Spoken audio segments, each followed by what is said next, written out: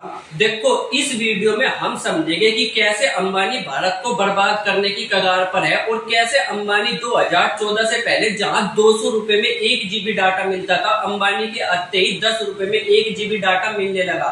ऐसा क्या खेल है इस मार्केट में और अंबानी लगातार इतने अमीर कैसे होते जा रहे हैं जियो की वजह से, इस बारे में इस वीडियो में समझेंगे। अब देखा जाए तो 2014 से पहले बहुत सारी मार्केट में बहुत सारी सिम की कंपनी थी, जैसे कि यूनिनोड थी, आइडिया थी, एयरसेल थी, टाटा डोकोमो थी और रिलायंस थी। फिर 2014 में आया कौन? अंबानी जी। अंबानी जी लेकर के आए अपना जियो, और जैसे ही ये जियो लेकर के आए, इन्होंने सारी कंपनियों की सिट्टी बिट्टी क्या कर दी, गुल कर दी। इन्होंने आते ही बिल्कुल फ्री में इंटरनेट दे दिया 3 से 4 महीने के लिए, और कहा जितना इंटरनेट आप चला सकते हो आप चलाओ जी भर करके।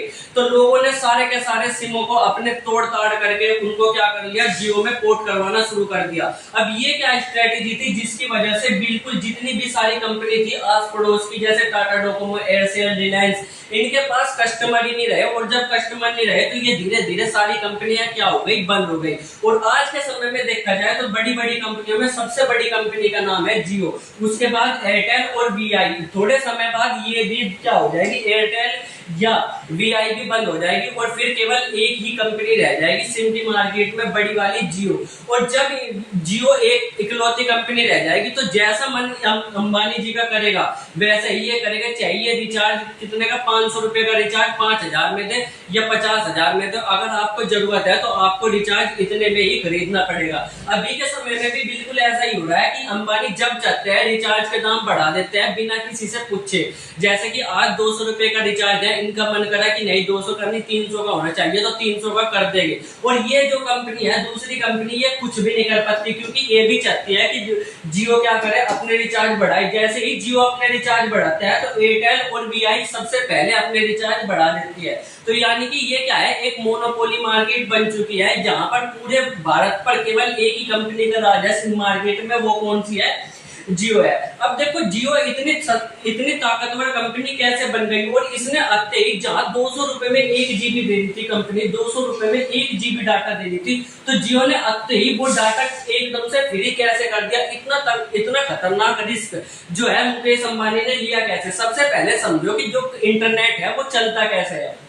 तो देखो ये आपका फोन है, ये फोन है, तो जब आप इसमें फोन में इंटरनेट चलाते हो, जैसे टिकटॉक देख रहे हो या यूट्यूब देख रहे हो, तो यूट्यूब पे कुछ भी चीज सर्च करोगे कि खाना कैसे बनाए, तो सबसे पहले वो चीज जाएगी यहाँ से आपके टावर तक, जो आपका जो आसपास के टावर खड़े होते हैं ना, उस तक आपका सारा का सारा सिग्नल जाएगा।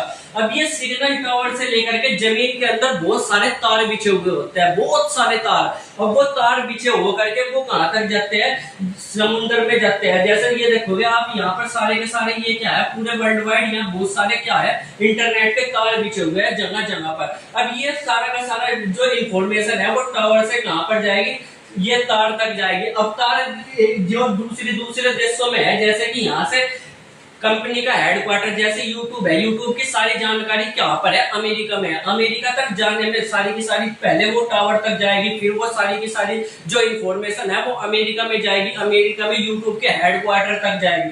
अब अमेरिका के हेडक्वार्टर तक गई जैसी वो इंफॉर्मेशन कैसे जाएगी, वो तार के माध्यम से जाएगी, और फिर तार किसके, समुद्र के माध्यम से, समुद्र में नीचे नीचे बिछाए रखते हैं। जैसे कि यहाँ पर देखो आप, ये क्या है, ये तार बिछ रहे हैं, ये कहाँ पर, समुद्र के अंदर तार बिछ रहे हैं।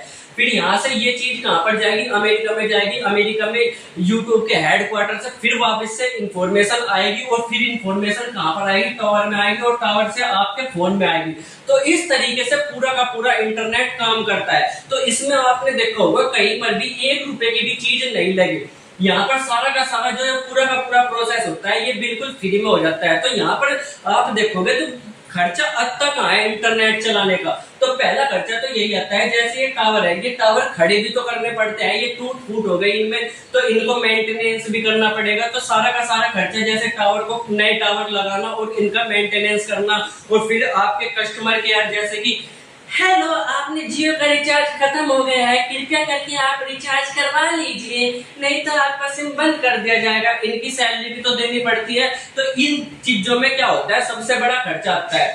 अब इसके अलावा एक बड़ा खर्चा आता है, वो है जो ये क्या है, स्पेक्ट्रम लेने में। स्पेक्ट्रम क्या होता है, देखो ये क्या है कि आपका जो मोबाइल है वो कहां तक, टावर तक जाएगा, ठीक है। ये मोबाइल है, ये क्या है, ये मोबाइल है। अब मोबाइल से टावर के उसमें क्या जाएगा, आपके सिग्नल जाएंगे। अब ये सिग्नल वायु के माध्यम से, हवा के माध्यम से जाते हैं, और सरकार इस पर क्या करती है, टैक्स लेती है। सरकार क्या करेगी, टैक्स लेगी। अगर आपको टावर खड़े करने हैं और हवा के माध्यम से सिग्नल भेजना है, तो सरकार कहेगी देख भाई फ्री में तो करने नहीं दूंगी मैं, क्या करेगा तू, अगर तुझे चलाना है तो तेरे को क्या करना पड़ेगा, टैक्स देना पड़ेगा। और ये टैक्स क्या होता है, फिक्स होता है। जैसे सरकार क्या कहेगी, अगर एक कंपनी चलाना चाहती है तो 5 करोड़ रुपए दे दो, 10 करोड़ रुपए दे दो, 100 करोड़ रुपए दे दो। इस तरीके से एक फिक्स जो रकम होती है वो सरकार लेती है। अब पहले ये सारी की सारी कंपनियां मिलकर के क्या करती थी, ये फिक्स रकम देती थी। जैसे 1 करोड़ रुपए इसने दे दिए, 1 करोड़ रुपए इसने दे दिए, 1 करोड़ इसने, 1 करोड़ इसने, 1 करोड़ इसने। खैर ये रकम बहुत ज्यादा होती है, मैं केवल समझाने के लिए बता रहा हूँ, ठीक है। ये सारे के सारे मिलकर के देते थे। अब सरकार को इससे कोई फर्क नहीं पड़ता कि 1 करोड़ रुपए के बाद तुम्हारे जो यूजर है, चाहे वो 2 करोड़ हो, 2 करोड़ आदमी इस्तेमाल कर रहे हो, तुम्हारा सिर्फ 5 करोड़ आदमी इस्तेमाल कर रहे हो, 7 करोड़ आदमी इस्तेमाल कर रहे हो, इससे सरकार को कोई भी फर्क नहीं पड़ता। उनको केवल एक फिक्स अमाउंट चाहिए। अब जियो ने सोचा कि ये फिक्स अमाउंट जो सारे इतने सारे जो कंपनी है वो मिल कर देगी, तो यहाँ पर इन्होंने सोचा कि 5 करोड़ यूजर हो तो भी 100 करोड़ रुपए जाने सरकार को, और 50 करोड़ यूजर हो तो भी 100 करोड़ ही जाने हैं सरकार को। तो इन्होंने सोचा कि यहाँ पर यूजर बढ़ाया जाए, यानी कि अपना सिम ज्यादा से ज्यादा लोगों को बेचा जाए, ताकि जो ये है ये कॉस्ट कम आ सके। क्योंकि टावर जो लगा दिए, अब इस टावर से 100 करोड़ आदमी इंटरनेट चलाए या 2 करोड़ आदमी इंटरनेट चलाए, इसको कोई फर्क नहीं पड़ता, ठीक है। तो ये चाह रहे थे कि ज्यादा से ज्यादा लोगों के पास भेजा जाए ताकि कॉस्ट जो है वो कम हो जाए। तो इन्होंने एकदम से पूरा का पूरा क्या कर दिया, 2014 में जियो के लॉन्च करते ही बिल्कुल फ्री कर दिया क्या, इंटरनेट, और कहा कि अब आओ आप फ्री इंटरनेट ले 4 महीने के लिए। अब जितने भी लोगों के पास सिम थे, चाहे वो कोई सा भी हो, आइडिया हो, एयरटेल है, .com हो, यूनिनोर हो, कुछ भी हो, सारों के सारे लोगों ने क्या कर दिया, अपने सिम तोड़ तोड़ के फेंक दिए और यहाँ से जियो के सिम लेने शुरू कर दिया। अब जियो के पास बहुत ज्यादा जनता आ गई, लगभग 100 करोड़ आदमियों में से 50 करोड़ से ज्यादा लोग किसका, जियो का ही सिम इस्तेमाल करने लगे। तो इस तरीके से जहां कंपनी आपस में टक्कर कर रही थी और उनको प्रॉफिट भी नहीं हो रहा था, तो जियो ने अत्ते ही सारी की सारी मार्केट ही अपने अंदर समेट ली और उसका अच्छा खासा प्रॉफिट भी होने लगा। तो जियो से पहले इन कंपनियों ने दिमाग क्यों नहीं लगाया ये कि ज्यादा से ज्यादा मेंबर एक साथ इकट्ठे कर ले और फिर सारी कंपनियों की छुट्टी कर दे। जियो ने ऐसा दिमाग किस तरीके से लगा पाए, देखो जब जियो को पैसे देने थे ना, जब इंटरनेट देना था तो 4-5 महीने तक उन्होंने फ्री दिया इंटरनेट। अब ये 4-5 महीने इनकी किसी भी कंपनी की हैसियत नहीं थी कि ये 4 से 5 महीने तक इंटरनेट फ्री दे सके। क्यों? क्योंकि इनके पास इतना पैसे नहीं था। 4 से 5 महीने तक सारी की सारी चीजों फ्री देना बहुत बड़ी बात होती है एक कंपनी के लिए। तो ये जियो के पास पैसा कहां से आया, क्योंकि जियो के मालिक थे अंबानी, और अंबानी के पास पैसों की कोई भी कमी नहीं थी, इसीलिए इन्होंने क्या करा, इतना बड़ा बिजनेस जियो का बना पाए। अब यहाँ पर दिक्कत किसी को कुछ नहीं है। देखो यहाँ पर जियो से हमें सस्ता इंटरनेट मिल रहा है, जहाँ 200 रुपए का 1 GB मिलता था, वहां 5 रुपए का 10 रुपए का 1 GB इंटरनेट मिल जाता है, तो हमें कोई फर्क नहीं पड़ता चाहे कोई भी दो। पर फिलहाल दिक्कत यह है कि जियो की इस समय मोनोपोली चल रही है और मोनोपोली कभी भी अच्छी नहीं होती। सोचो अगर जियो कंपनी आज ही अपना एयरटेल जियो का रिचार्ज 500 की जगह 5000 का कर दे, तो आप कुछ ही नहीं कर पाओगे, क्योंकि आपको इतनी खतरनाक लत लग चुकी है मोबाइल की कि आप 5000 रुपए में भी इंटरनेट का इस्तेमाल करने की फिराक में आ जाओगे। और इसी चीज का फायदा क्या है, ये उठाते हैं कौन, अंबानी साहब। ये जब चाहे अपने जियो के प्राइस बढ़ा देते हैं। अब ये प्राइस तक तो ठीक है, चलो यहाँ तक तो ठीक है, पर इसके अलावा इनके पास एक और चीज है, वो है डेटा। जैसे कि आप मोबाइल में कुछ भी सर्च करते हो, जैसे खाना कैसे बनाए, स्मार्टफोन, जैसे आपको कोई भी फोन खरीदना हो तो आप फोन खरीदोगे कि कौन सा फोन अच्छा है, और आप ये सर्च करोगे कहीं यूट्यूब पे जाके, गूगल पे जाके।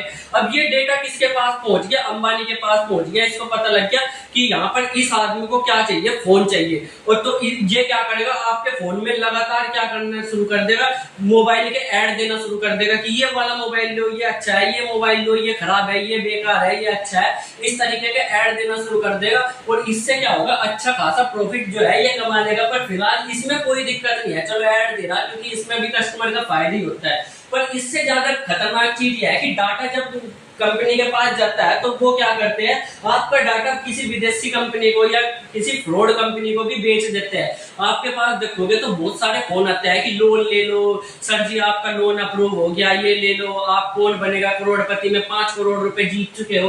तो ये नंबर, आपके नंबर जो है वो कहाँ से जाते हैं, वो यहाँ से ही जाते हैं। ये जो कंपनियां है वो आपका डाटा किसी प्राइवेट कंपनी को बेच देती है और फिर ये आपको कॉल कर करके परेशान करते हैं। तो ये बड़ी खतरनाक चीज है, क्योंकि ये कॉल करके परेशान करने के साथ साथ आपके साथ बहुत बड़े बड़े कई कई करोड़ रुपए का स्कैम भी कर देते हैं। इसके अलावा एक चीज होती है पॉलिटिक्स। पॉलिटिक्स में बहुत खतरनाक चीज होती है जब पॉलिटिक्स मैनिपुलेट करती है। तो आप देखोगे बांग्लादेश की सरकार केवल किसकी वजह से, एक टिकटॉक की वजह से पूरी की पूरी बांग्लादेश की शेख हसीना की सरकार गिर गई। क्यों? क्योंकि टिकटॉक में जहां देखोगे ऐसे लोग बाग क्या करते हैं, रात के समय आकर दिन के समय आकर ऐसे टिकटॉक चलाते रहते हैं, ऐसे ऐसे टिकटॉक चलाते रहते थे और टिकटॉक में जो दिखेगा वही आपके दिमाग पर प्रभाव डालेगा। अगर आप देख रहे हो कि मोदी जी बहुत अच्छे हैं और मोदी जी की अच्छी अच्छी रील आ रही है तो आप क्या सोचोगे कि हाँ मोदी जी बहुत ही बढ़िया नेता है। वही अगर आपके सामने मोदी जी की खराब रील आ रही कि मोदी जी ने इसको मार दिया, मोदी जी ने उसको मार दिया, तो आप सोचोगे अरे मोदी जी तो बहुत खराब नेता है। इसी तरीके से क्या कर सकते हैं, ये क्या करते हैं अपने प्लेटफॉर्म पे जैसा चाहे आदमी के, इंसान के दिमाग में भर सकते हैं, क्योंकि आदमी वैसा ही सोचेगा जैसा प्लेटफॉर्म या सोशल मीडिया उसको चाहेगी कि वो सोचे। इसी तरीके से क्या होता है, भारत की पॉलिटिक्स या किसी देश की पॉलिटिक्स को कवर करा जाता है। जैसे कि अमेरिका ने चाहा था कि किसको, शेख हसीना की सरकार को बांग्लादेश से हटवा दे, तो उन्होंने शेख हसीना के खिलाफ जितनी ज्यादा वीडियो लोगों को दिखानी शुरू करी और लोग उस शेख हसीना पर भड़क गए और वहां पर क्या हो गए, शेख हसीना की सरकार चली गई। अब ऐसे ही लोग अगर चाहे मोदी जी के विरुद्ध में चाहे तो मोदी जी के खिलाफ बहुत सारी वीडियो बना करके दिखाना शुरू कर देगा सोशल मीडिया आपको और मोदी जी की सरकार चली जाएगी। अभी मोदी जी की सरकार इसीलिए बची हुई है कि जहां देखोगे आप सोशल मीडिया पे हिंदू मुस्लिम चलता रहता है और हिंदू मुस्लिम का फायदा किसको होता है, मोदी जी को ही होता है डायरेक्ट। तो फिलहाल सोशल मीडिया का बहुत बड़ा प्रभाव पड़ता है। पहले के समय में नहीं पड़ता था पर आज के समय में उसी के ही वोट सबसे ज्यादा हो गए पॉलिटिक्स में, जो लोगों पे जो लोग जिसे लोग देखेंगे या जिसे लोग जानेंगे। ठीक है, इसके अलावा अगर सरकार की सबसे बड़ी बात यह है कि यहाँ पर देखो जियो ने यहाँ पर एक बल्क में ले करके सारे के सारे यूजर यहाँ से तो काम करे। जियो ने क्या करा, जियो के पास टावर नहीं थे, क्योंकि जियो ने ये अचानक से ही अनाउंसमेंट किया भारत बहुत बड़ा है तो सारी जगह जियो टावर नहीं लगा सकता था।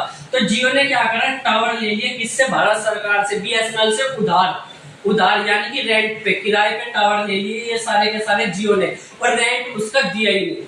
ठीक है, तो यहाँ पर क्या करा जो पॉलिटिक्स है ना, जो अंबानी साहब है वो बड़े ही खतरनाक, बड़े ही सातिर आदमी है। उन्होंने क्या करा, सारे के सारे टावर ले लिए 7-8 साल के लिए रेंट पर। ठीक है, अब जब किराया देने की बारी आई, जब किराया रेंट पे है तो यानी कि किराया भी देना पड़ेगा। अगर आप किराए पे ले रखा है कोई सामान तो उसके लिए पैसे तो देने पड़ेंगे। अब जैसे ही पैसे देने की बारी आई तो बीएसएनएल ने कह दिया हमारे पास तो इसका भाई करता ही नहीं है कि हमें अंबानी जी से कितने रुपए लेने हैं।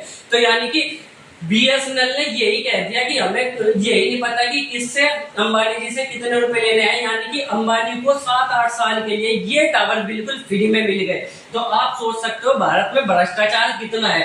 अंबानी ने क्या करा होगा, बीएसएनएल के किसी आदमी को जो बड़े पद पर है उसको कुछ पैसे खुआ दिए होंगे और उन्होंने ऐसी हेरफेर कर दी कि जनता को क्या ही पता लगेगा। पर फिलहाल यहाँ पर समझो भारत सरकार के लिए सीखने की क्या जरूरत है कि वो देखो किसी भी कंपनी की मोनोपोली बिल्कुल भी अच्छी नहीं होती, क्योंकि कंपनी जब चाहे जो चाहे जैसा चाहे आदमी को चला सकती है। अब इसको तोड़ने के लिए भारत को क्या चाहिए, भारत को चाहिए बीएसएनएल। जो ये भारत की कंपनी है बीएसएनएल, सरकारी कंपनी है बीएसएनएल। अब बीएसएनएल के रेट देखोगे तो सबसे सस्ते है इस समय इंटरनेट के मामले में।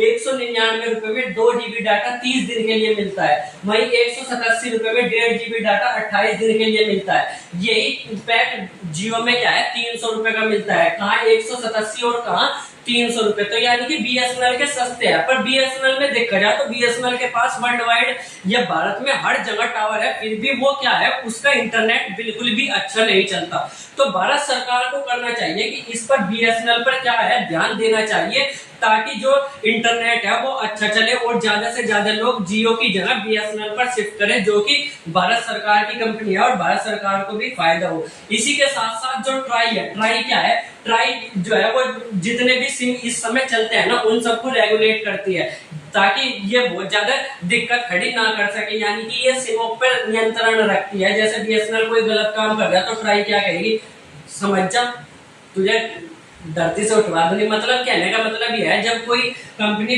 गलत काम करती है तो उसको समझाती है, उससे जबरदस्ती करवाती है। वो कौन सी चीज है, ट्राई है भारत सरकार की। तो भारत सरकार की ट्राई को जो क्या करना चाहिए, इनकमिंग कॉल क्या करनी चाहिए, फ्री करवानी चाहिए। इस समय में देखोगे तो अगर आप 200 रुपए का रिचार्ज नहीं करवा पाते 1 महीने का, तो 4 दिन के अंदर अंदर आपकी इनकमिंग कॉल बंद कर दी जाती है, आपका सिम बंद कर दिया जाता है। उसी वजह से लोगों को जबरदस्ती फिर से दोबारा से रिचार्ज करवाना पड़ता है, चाहे वो चाहे या ना चाहे। अब इस पर इनकमिंग कॉल पर बहुत तगड़ा एक्शन लेना चाहिए ट्राई को और भारत सरकार को, ताकि लोगों को इस परेशानी का सामना ना करना पाए। तो आप लोग क्या समझते हो, अब इस वीडियो में क्या अंबानी जी ने इतना फ्री का इंटरनेट देकर, इतना सस्ता इंटरनेट देकर सही किया या खराब किया? क्या अंबानी जी जनता को लूटना चाहते हैं? अब आप लोग बताना इस वीडियो में। तब तक के लिए मिलेगा अगली वीडियो में, बाय बाय।